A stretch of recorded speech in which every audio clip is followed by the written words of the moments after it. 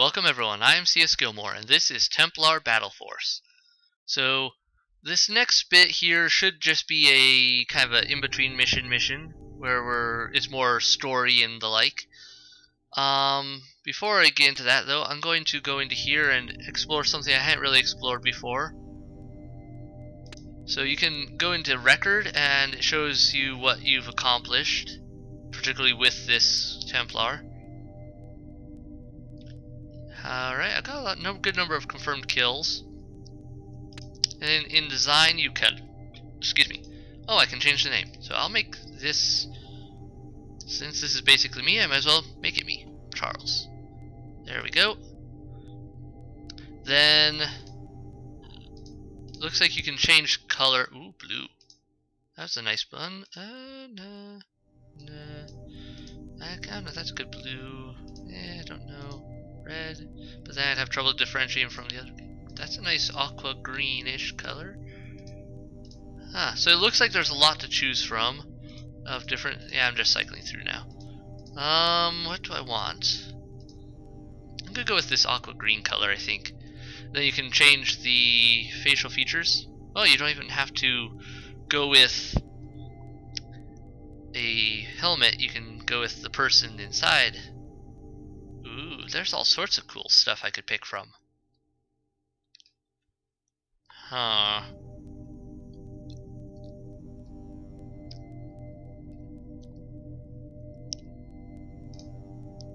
I'll go with that.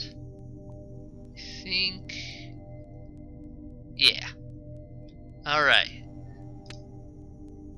So I've got that, and that helps me differentiate my character from the others. Leads every deployment. Yep, okay, good. And deploy. Let's go see what it comes up in this storyline now. Righteous Fallen. Repair. The Bridge of the Righteous Fallen.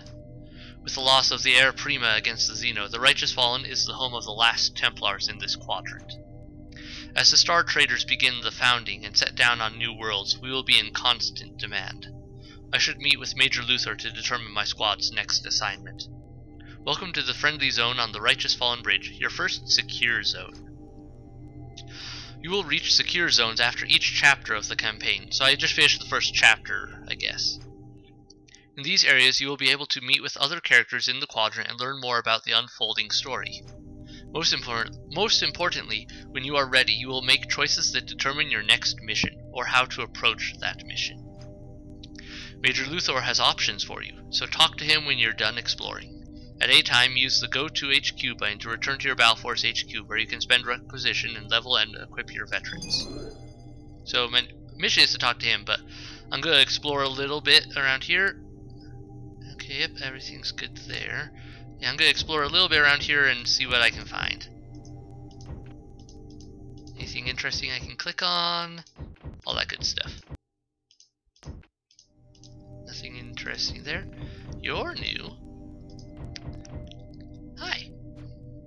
Well met, Charles, Paladin Nereiddian. I have heard much of your exploits in the battle on the lower decks of the Righteous Fallen. Major Luthor made a sage decision promoting you on the field of the battle. You have earned it and more. I am Nereiddian, Paladin Templar. Paladins are considered the historians of the Templars? Many say that, but each Templar carries the history of the Order in our lineages. And although we may not have any on this strike cruiser, there are Templar historians. Not every Templar is a Leviathan pilot. Oh, it looks like lots of things I can say. Tell me more about the Templar lineages. The lineage is the sacred gift of our Zendu bloodline. When a Zendu woman gives birth to a child, the memories of both parents are passed on to the infant. Every Templar, both male and female, knows the gift of lineage. It is the greatest treasure, and we must guard it until we pass it to the next generation. The memories of the lineage are deep and vast, in some cases millions of hours. They are like a muscle memory, giving us amazing abilities and reflexes. When presented with a situation, how likely is it that a Templar seen it before because of his or her lineage? Because of this, some humans have come to believe that Templars have the gift of prescience, but it is not true. Sergeant Kathos is also a Templar. Yes, every member of the Templar Order shares the Zendu bloodline. You and I, we are warriors. Our lineages gift us with millions of hours of combat training. Most importantly, we gain the knowledge and muscle memory to be able to pilot a Leviathan battle mech in war. Without this knowledge, these things would be impossible to use in battle. But for a Templar like Kathos, his lineage has granted him millions of hours of working with communications equipment, reading sensor scans and helping to coordinate battle operations.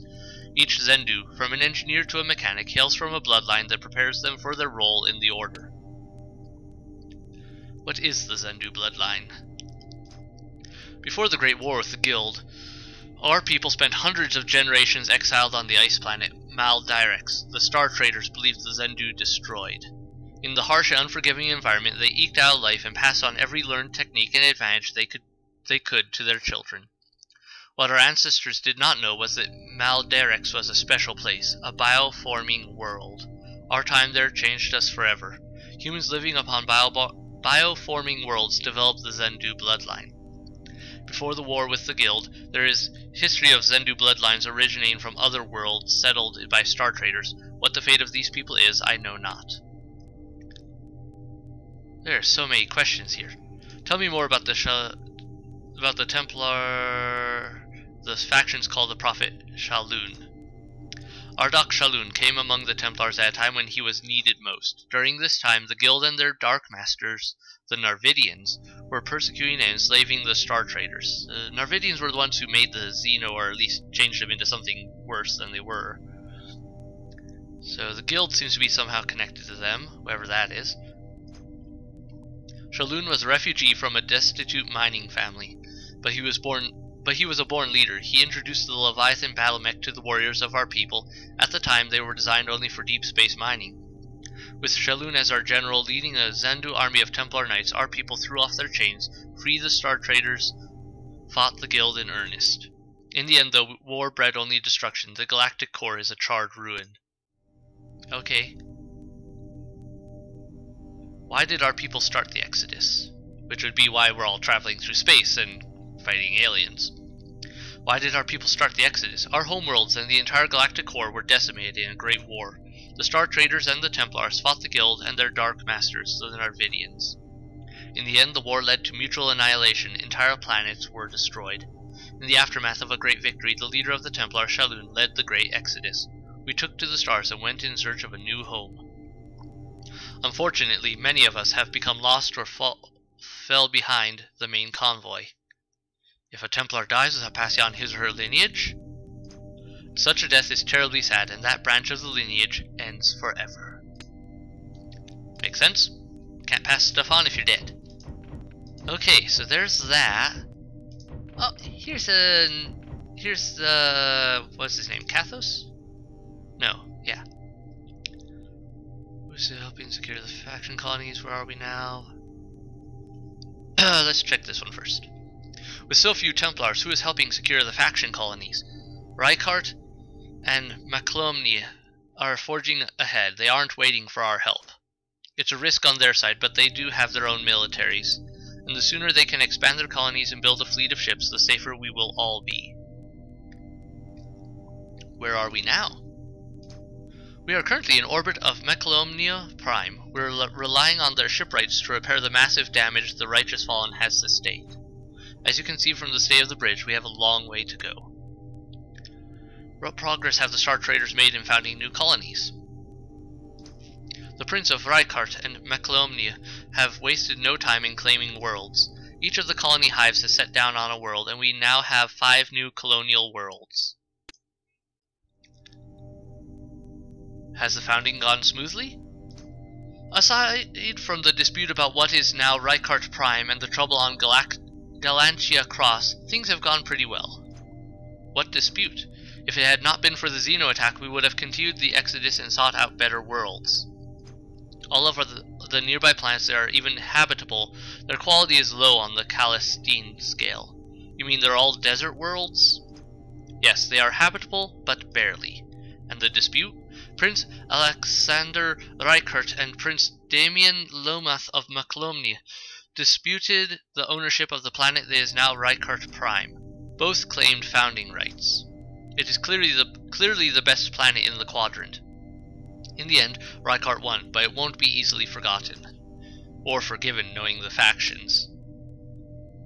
So apparently there's a lot of political intrigue going on as well.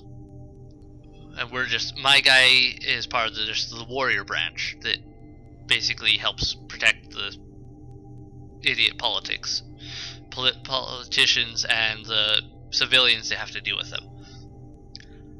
The colonies will grow slowly, won't they? Unlikely. Once Reichert Prime and Maclomio Prime were founded, they raised the stellar beacons. Their factions have reported that they've already intercepted and accepted 22 refugee ships. Where are they coming from? The Great Exodus, Templar.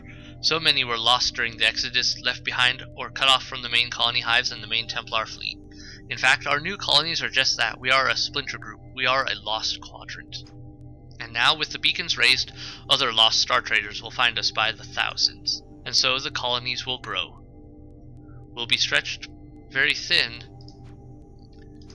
We must rely on our lineage and on each other. Yes, death before dishonor. Shalun favors the brave. What trouble on Galantia Cross? That is a good thing to ask about. You'd better talk to the Major about that. Okay, that's probably going to be one of my next potential choices then. Oh, okay, that was a lot of talking, a lot of reading, but a lot of exposition given, but they kind of need to give it in this game just because they're so, I don't know, unless you like look it up on maybe their main website. I really should remember to put a link in the description below for that, and maybe they'll have something more there, but anyway. With the game setup, you really do kind of need a lot of background story build up for some things to make more sense. And they really do just toss you into it, and you have to go with it for a while, and then you start learning more. Excuse me. But also paying attention to things from some of those conversations, like the issues with Reichert taking the best planet. That's gonna play into some of the later missions probably, and decisions I'll have to make. Okay, nothing I can do with those. So it looks like that's it for talking to everyone. Let me make sure here, just curious whether, nope, no new conversation stuff popped up since talking to him. So yeah, now to talk to this guy. Okay.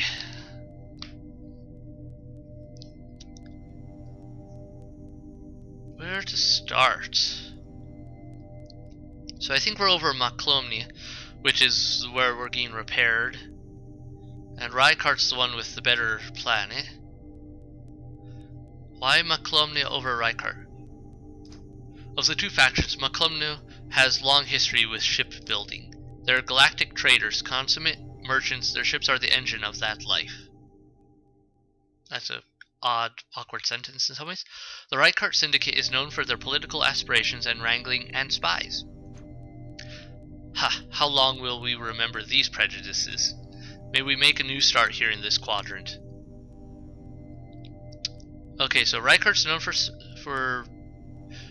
spying and basically being political jerks, and the one I'm hanging out with right now is known for shipbuilding, which is why they're handling the repairs. Okay.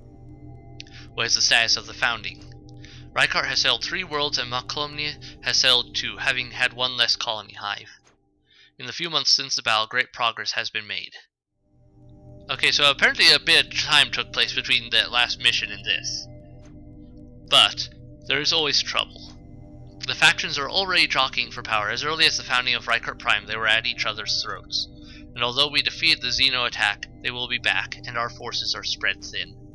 But as our people say, death before dishonor. We must fight on, regardless the odds.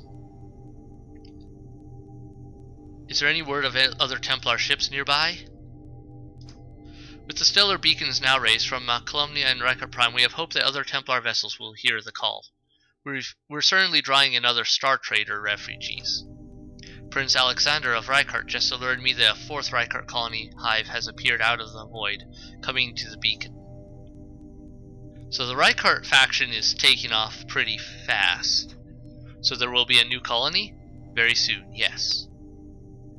So there's definitely some balance of power issues between the colonies, since apparently they can't just get along with the fact that humanity is on the verge of, you know, survival issues due to loss of their homeworlds.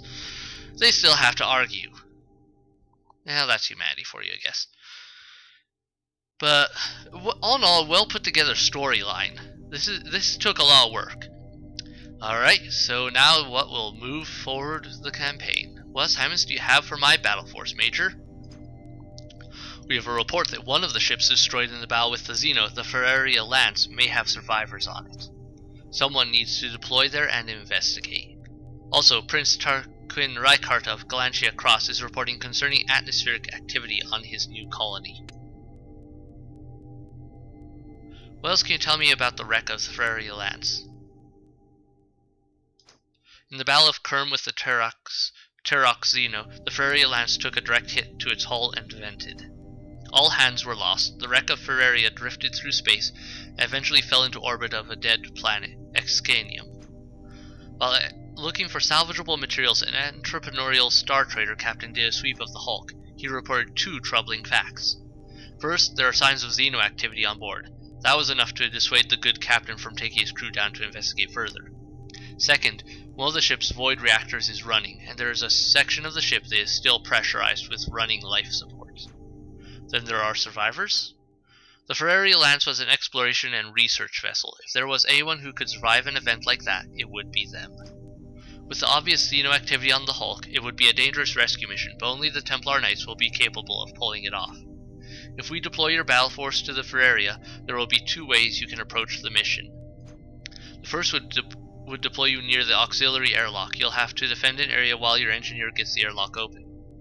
The second option would deploy you on the starboard side in a larger section of access bridges. From there you could march to the explorer's airlock. And so yeah, I get two different choices on how I could take that mission. And also there's this other mission. And these are both chapters of the campaign, if I remember right. Or maybe they're two parts of this next chapter. I can't remember. I know I've played through this part before though. So on the bright side, I know that I can take one, and then after I finish that one, it'll let me come back and do the other. So while I only get like one choice of which way I want to approach the mission, like I won't have to choose between just doing one of the missions and leaving the other one to rot and missing out on possibly some awesome story or some new something or other that would be really useful. What more can you tell me about the trouble on Galantia Cross? The Prince of the Reichardt colony, Tarquin, has sent us warnings of very concerning atmospheric disturbances. Of all of the colonies, Galantia Cross is the closest to the field of space debris left over from the battle with the Terrox Xeno. Xeno are resistant to the vacuum of space. Yes, therefore it is possible that there are pieces of the Xenocarius that are still alive in some sense. Tarquin's reports confirm that the solar drift has changed, and much of the debris from the space battle is burning up in the thin atmo of his new world. But if something larger, xenospores, fell onto the world, Prince Tarquin is requesting that we deploy a battle force of Templars to his capital city. Being on the ground will limit our ability to respond to the threat. It is the Prince's request, and his concern is primarily for his city's safety at this point. However, there is a second option. I can arrange to have Sergeant Cathos accompany you there in a spear cutter and drop ships. From orbit, you'd be able to deploy your squad directly to a landing site, if and when a Xenospore pod makes it through re-entry. So, if I went to the capital, that would probably make their leader happier, but this would provide me much better response ability to a threat when it happens. I'll kind of want to do this planetary one first. Like, my reasoning is this.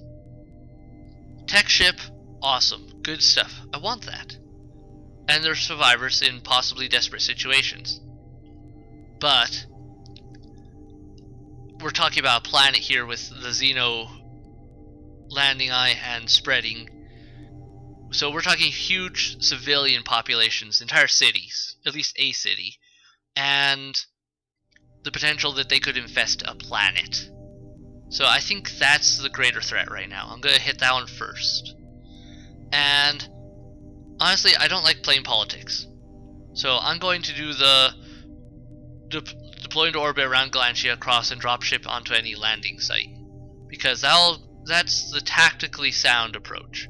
This is just playing politics. This is, and sure, it would defend the main city, but it would leave a bunch of other, like if they've got smaller settlements, that would leave them high and dry if I need a gap to them. All in all, this is the better option, I believe. So I'm going to go for this mission right now, and I'm going to deploy for that. Let's deploy into orbit around Galantia, cross and drop ship onto any landing site. We aren't making any friends among the Reichart princes, but it is the wiser tactical decision. That's why I made it. I hate politics somewhat, and I would rather do my job right.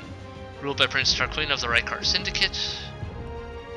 It is good that we wasted no time going to the capital. More than a month in space to arrive, and the atmospheric disturbances have only grown. The surrounding space is thick with xeno debris from the recent battle. From our orbit over Galantia, it was clear it was only a matter of time. We have been here less than 3 days, and now a large chunk of xeno debris has fallen through Atmo. Our duty is to strike at the root of the threat. Prince Tarquin is demanding that we defend his capital at Galantia, but we will take the fight to our enemy. We will deploy to the planet directly at the landing site. So we get some planet-side fighting now. So different bit of change of scenery, different setup all in all. And yeah, we're not making the prince happy. He can suck it up. I don't care. Though, politically speaking, like thinking about it, in this way I'm actually making a bigger statement. In some ways, I'm making a political statement of a different sort. I'm saying, hey, we're our own. Like, it's more of a divisive. Not sure if that's the right word. Anyway, more of a we're separate from you kind of statement, not a uniting one. But since my guys are the peacekeepers, we kind of have to remain a neutral force, in my own opinion. Anyway, we can't choose sides of factions so much. And I don't want them to think that they can control what we do. Since military faction, we need to act according to the situation, regardless of what they think. They're playing politics. We've got things to do. And so yeah, that's my reasoning with all that. That was a really long episode with a lot of talking. I'm gonna end it here. Next one we'll get some action again. Or drop zone on Galantia. Looks like I get 5 nights. Turn goal of 15. It'll be good. Oh boy. So much talking. Anyway, thank you so much for watching. I hope you enjoyed it. Leave a comment below. Let me know what you think. Hit like, hit subscribe. Keep coming back for more videos. I'll see you in the next one. Bye.